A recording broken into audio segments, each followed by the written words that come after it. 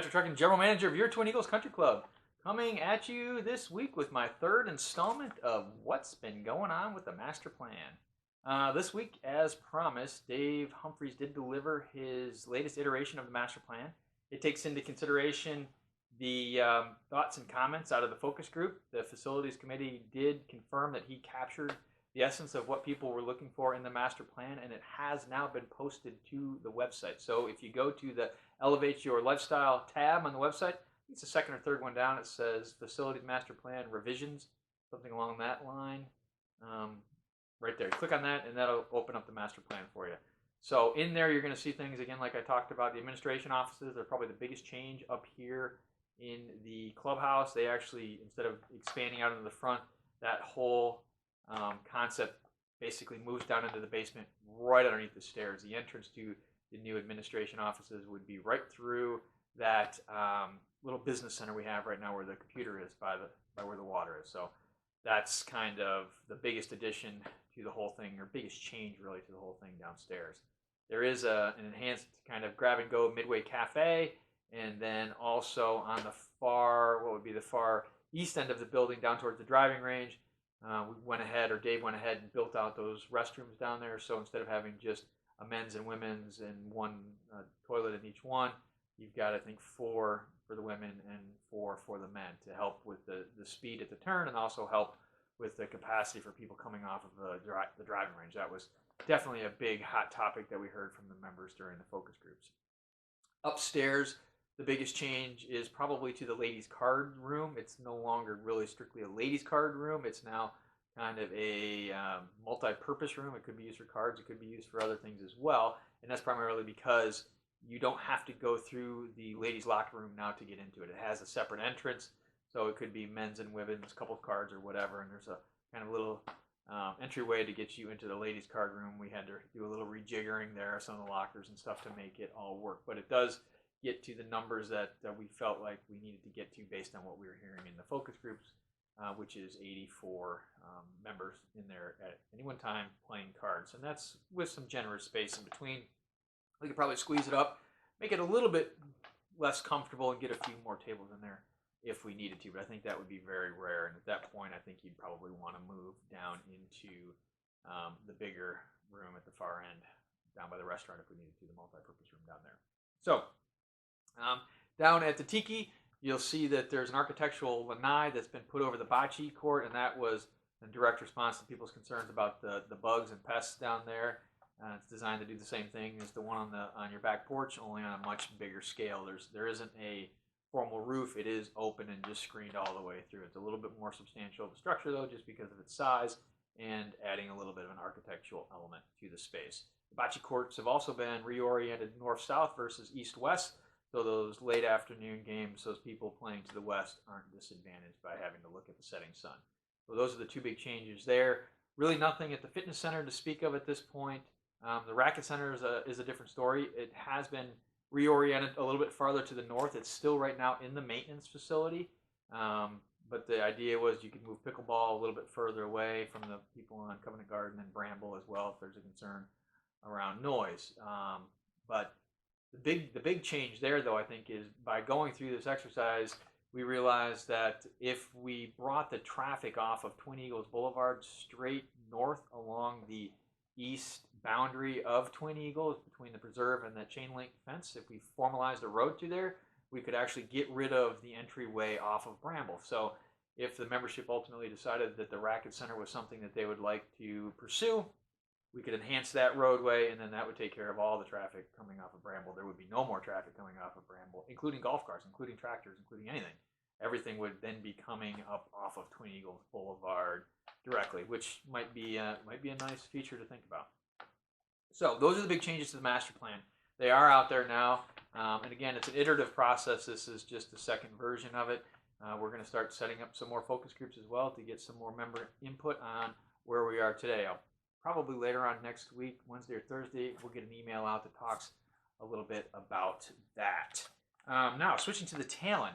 One thing I did spend a lot of time this week doing was a cost comparison, working with Chad Goetz, our lead designer from Nicholas Design, to come up with a idea of the true difference between what we have today proposed, which is a renovation slash redesign and a historic restoration. Bring the golf course right back to its 1998 glory, no differences, no enhancements whatsoever.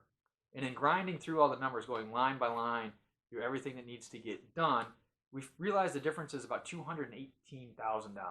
So it's about 3.36% cheaper to do a historic restoration than to do the redesign as is proposed today. Next week, I'm going to get out a little schedule of the different lines so you can see where they are and why it's kind of relatively close. I think most people had in their mind that it was going to be a much bigger number. I know originally on my little back of the envelope scratches that I was doing, I thought it was going to be closer to 600,000. But once you take a close look at the different units and where you're giving up some and gaining others and stuff like that, it actually works out to be a much, much smaller number. So along those lines, I actually presented that to the Greens Committee this week, and they're getting ready to make their recommendation to the membership at large. They're actually drafting a memo right now that we're going to get out to you first part of next week that's going to talk about what they're recommending and why. And not only the why, but the process they went through to get to the why at the end of the day. Once that's out there and then you've had a little bit more time to digest the numbers associated with the talent, we're then going to turn around and ask the membership, is it a restoration project in your mind, or should it be the redesign as it's proposed today, or should it be nothing? Are you happy with the way it is today? So that's going to be a survey directly geared towards the talent and the talent designs.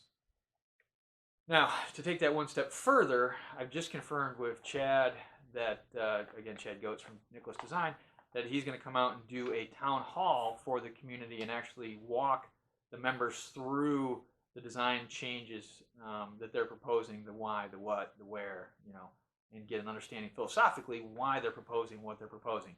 We're looking at doing that on February 25th. It is a Tuesday, so it is going to be tough for some of you that are playing in the league later on in the afternoon, and that's why we're going to go ahead and record it and put that up on the website so you can watch it at your leisure. And we would have looked at other days, but unfortunately the calendar is just so full, it's hard to get an event of that size in the clubhouse right now. So unfortunately, that's the only day we could do it. Along those same lines, I'm going to start next week. Oh, before I get into that, if you got the TE Times and if you have a Gmail account, chances are you've never seen the whole TE Times unless you purposely click on a little button that comes up at the bottom of your Gmail email when you open it up.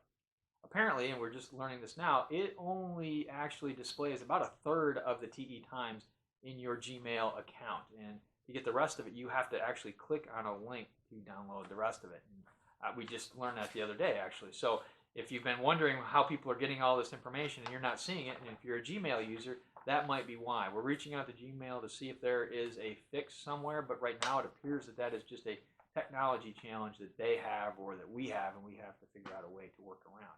To that end, I actually announced in the TE Times yesterday, though, that I'm going to start doing weekly coffee talks again with a +1 feature, and that +1 is going to be +1 board member. So I'm going to ask a board member to come in with me once a week and sit down 9 o'clock, either Wednesday or Thursday, and have a conversation with 25 or 30 of members of the club. And it's not a structured conversation by any stretch of the imagination. It's just meant to get a dialogue going on whatever the topics of the day are, and not only between myself and the board member, but also between the members sitting in the room. So we need to really start kind of coming together behind whatever it is that we ultimately want Twin Eagles to become. So I figured that was a good way to get started. Next week we're going to start on Wednesday at 9 a.m. If you're interested in coming, you can reserve a spot at reservations@thetwineaglesclub.com.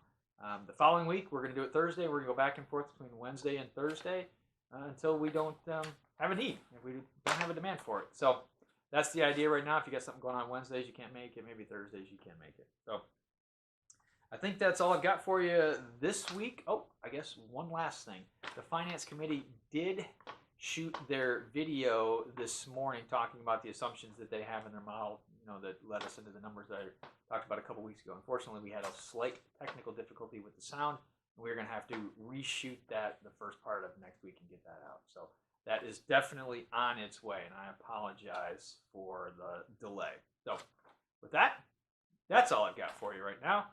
I look forward to seeing you around the club. Thanks again.